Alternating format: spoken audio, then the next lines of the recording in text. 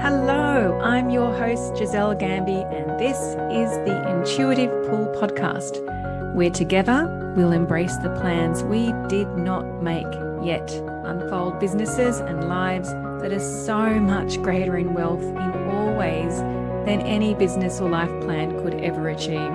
My wish is that you make intuition your most trusted advisor. So buckle up, get present, and let's go. Happy New Year, wonderful Intuitive Pull community. I have been back from holidays now since last Saturday. It's Friday now. I've had a beautiful break with my family. Really enjoyed being with my husband and my kids and spending a lot of time with friends as well. And I'm back. The new 9-week meditation program starts on Monday. And this afternoon I was meditating on it. And what I was pulled to do was to write a piece speaking to the founding principles of how I live my life and where I coach from. Because not everyone who's doing the 9-week meditation program has worked with me. And I just thought I want to create something that has people know what these founding principles are so we can all be walking on the same ground.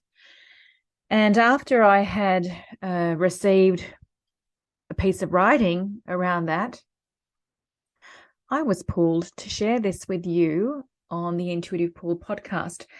Now, what I will share may be complete for you. It might remind you of things. It might have you learn something new. It might inspire you. It might inspire you to go into your own meditation practices even more deeply.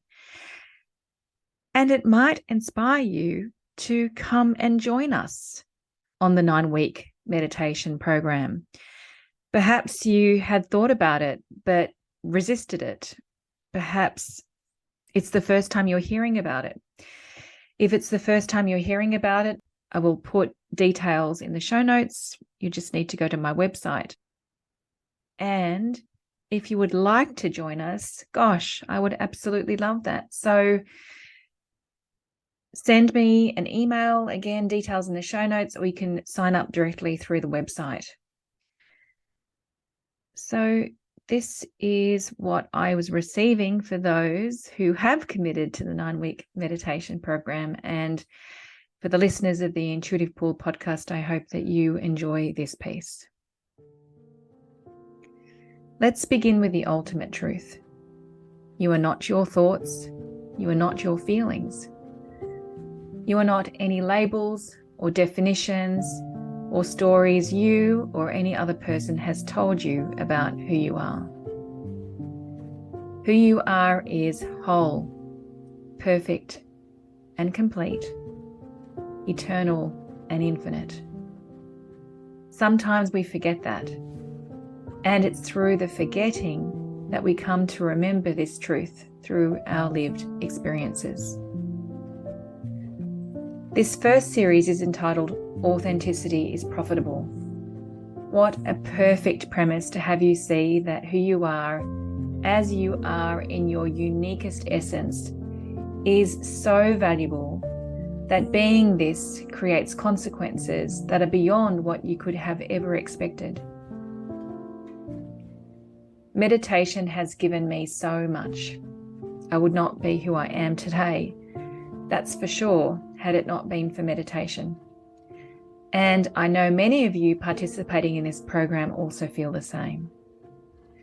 For those who are new to meditation, however, and for those who I have not yet coached, welcome.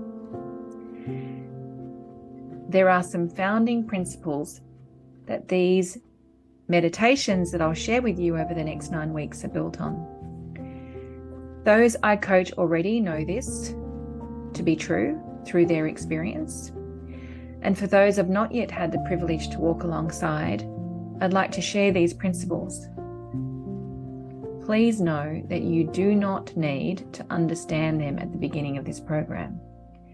My intention is that you will come to understand these premises through your experience over the next 9 weeks. The first idea rests in the premise that you create the whole of your reality. That is, who you are being, which is mostly unconscious until a light is shone upon it, is what is creating your reality. In our humanness, we share one common denominator, that we are not enough in one way or another. We are not lovable, worthy, and deserving. We don't matter. We're invisible. We can't trust ourselves, can't trust others, can't trust the world. We believe that we don't belong, that we don't have the capacity, the capability, that we are powerless, that we are wrong. Until we become aware of these belief systems, they run the show. And when they run the show, we experience a reality that matches these belief systems. Until we become aware, the stories we tell ourselves about ourselves and life are a perfect match for these belief systems. For example, if we believe that we don't belong, then we might create an illness that has us become separate from others and unable to live in a connected way with life and with people. If we believe that we are powerless, then we will create situations where we feel that our power is taken away by others and by circumstances like COVID or a job or a relationship loss and even addiction. It's not wrong to have these fear-based belief systems. In fact, in this human life, it's necessary. For without fear, we'd never come to know love.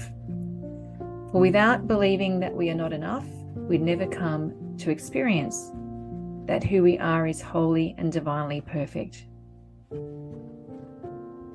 To be able to be fully human, to be able to fully and unconditionally love and accept all of our humanity, and especially what feels unforgivable and immovable, is where the greatest treasure you will ever find exists.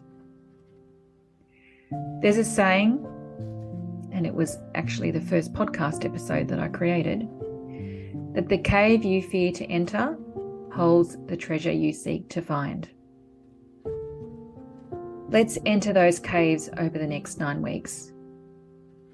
Let's hold our humanity with love. Let's feel the fullness of our humanity. Let's remember parts of our humanity that we've forgotten and pushed away. As we allow the echoes of the past to resurface, we are able to see why we became the person we are today. We can see the source point, that causal point, for ways of thinking and being that have created who we are today. Not only will we see where our fear-based beliefs were ignited, but also where our power was born and is currently birthing. I intuitively know that in these first 9 weeks, amongst other belief systems, that the fear-based belief of powerlessness will show its head. How does powerlessness still show up today? And where was it first instilled? And by holding another founding premise that there is divine perfection in all of our lives, that is, that no person, event, thought, circumstance, illness that we have judged as being wrong is in fact wrong, because without that, we could never be the person we are invited to be now. So not only do we create the whole of our reality, but there is divine perfection in all of it. The first meditation program comes in a year 2023 that is themed the most beautiful, beautiful theme, breathtaking ripples. May you experience an overflow of freedom where you have not yet been free. May you experience an intuition that pulls you so strongly that it cannot be denied. May you experience such momentum that you are well and truly in the slipstream of creation. And may you come to know that the deeper you go, the greater your wealth in all ways, and that authenticity is indeed profitable. Finally, this meditation program is not created for, in inverted commas, relaxation purposes, as many people think. I feel that it's this misperception that it's only for relaxation purposes that doesn't create the draw to committing to this practice. I don't think that I'd commit to it with the vigor I have if it was only so that I'd be relaxed.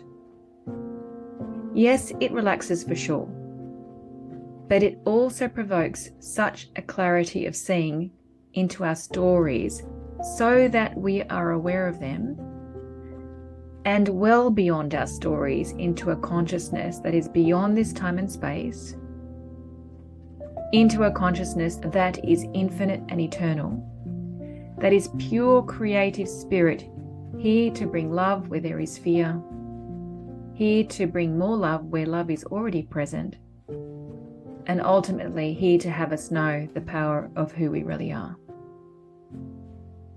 Through the internal shifts and awareness that you'll receive through meditation, if you haven't had any external shifts and results, then we have not done our job. I know that I'm being tickled to show more and more people the transformative power of meditation, in that on the ground, practical results are the consequence.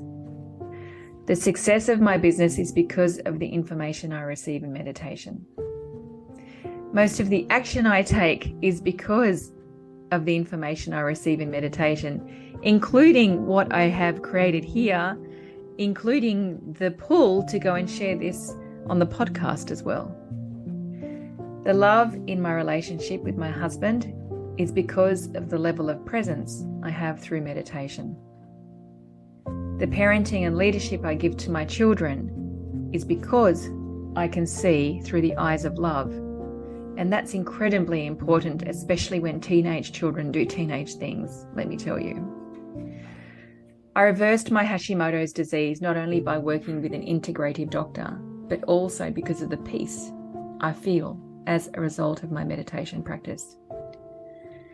If you take 100% personal responsibility to fully show up over the next 9 weeks, and that means to increase the time, space, and energy you give to meditation by listening to each weekly meditation at least 5 times, by increasing other practices like walking, listening to music, podcasts and reading, anything that has you go into an open-hearted and open-minded state, I promise you that you will experience on-the-ground practical results. In fact, that's my challenge to you. Let's blow out of the water what we think is possible. I've got this cheeky energy going on inside of me that wants you to show yourself and others the paradigm-shifting reality that meditation is. Meditation is productive. In fact, it's more productive and joyful than any strategy of force, hard work, and efforting, which is what most people think you have to do to be, in inverted commas, successful. Let's prove the opposite to be true. I want you to experience what I know to be very, very true. That the more space you give to yourself, the more overflow you'll experience. The more you listen, like truly listen, the more you'll achieve. And achieve the things that really matter to you. Because grace does the heavy lifting when you meditate. So take some intuitive risks, even if you don't feel deserving of them. Even if you think it's not your place to take those intuitive risks. Enter that cave, and I promise you that you'll realize that the place you thought you didn't belong because of who you believed yourself to be was your home all along. I can't wait to share this experience with you. Thank you.